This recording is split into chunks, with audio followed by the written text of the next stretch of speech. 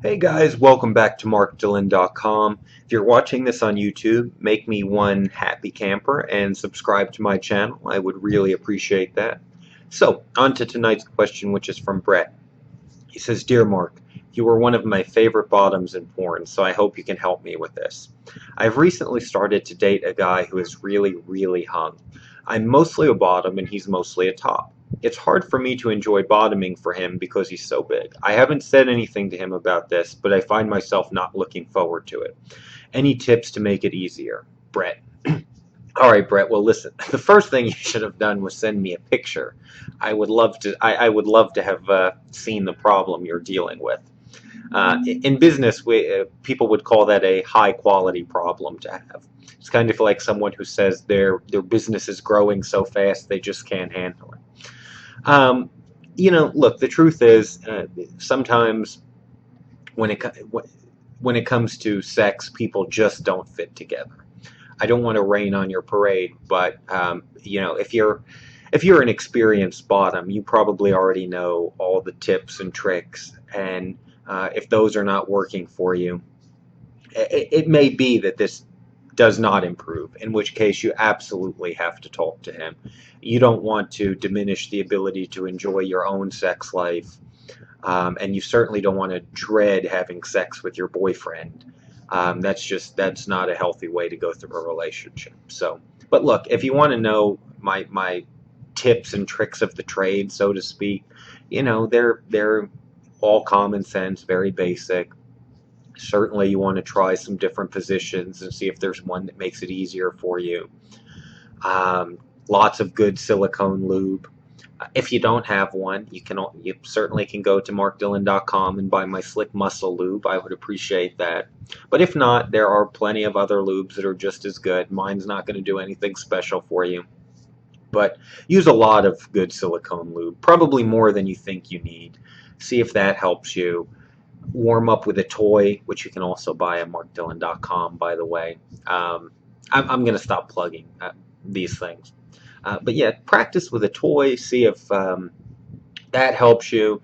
Incorporate the toy into your foreplay, something that's a little bit smaller that he can use on you, but it still kind of gets you loosened up and primed and even lubed up a little bit on the inside. That might help. What else? There are desensitizing things like anal ease, which make it less painful. I'm not a huge fan of those, though, because they diminish the sensation so much that to me it's almost pointless. And depending on whether or not you're using a condom with your partner, if you use anal ease, it'll completely desensitize his penis as well. But that could be one option for you. You can always experiment with it. Some guys swear by poppers. That's up to you if you want to use those.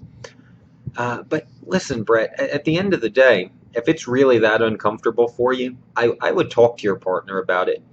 One, so that he can be an active participant in helping you see if there are different positions or toys or lubes or whatever that can help you.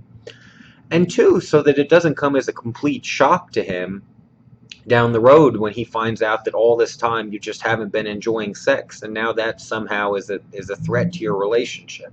These are the kind of things you absolutely need to discuss with the person as soon as they become a problem. And that goes for any problem in a relationship, whether it be sexual or otherwise. Guys, do not let things go on so long that they irritate you more and more, and you get more depressed or more pissed off or more whatever it is about the situation, to the point it just blows up down the road. Discuss these things as they become an issue. You don't want to let your relationship with this guy go on another year, and then all of a sudden you tell him, oh, you know what, I don't know if it's working out because our sex life is terrible, it's so painful. I mean, that's going to come as a complete shock to him. So absolutely talk to him. Maybe you guys will actually have some fun experimenting around with these different things.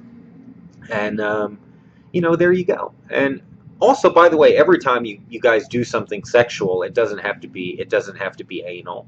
Maybe you give yourself a little bit of a break that way, and you do it. You say, okay, I'm only going to do the full-on anal every other time we hook up or something like that, because I just need time to rest and whatever. So there you go, Brett. I hope this helps. I have a feeling you probably already knew all these things. It's very, those are the most common answers that everybody gives to a question like this. But thank you for emailing. Guys, thanks for tuning in to markdillon.com. And I'll see you next time. Thanks.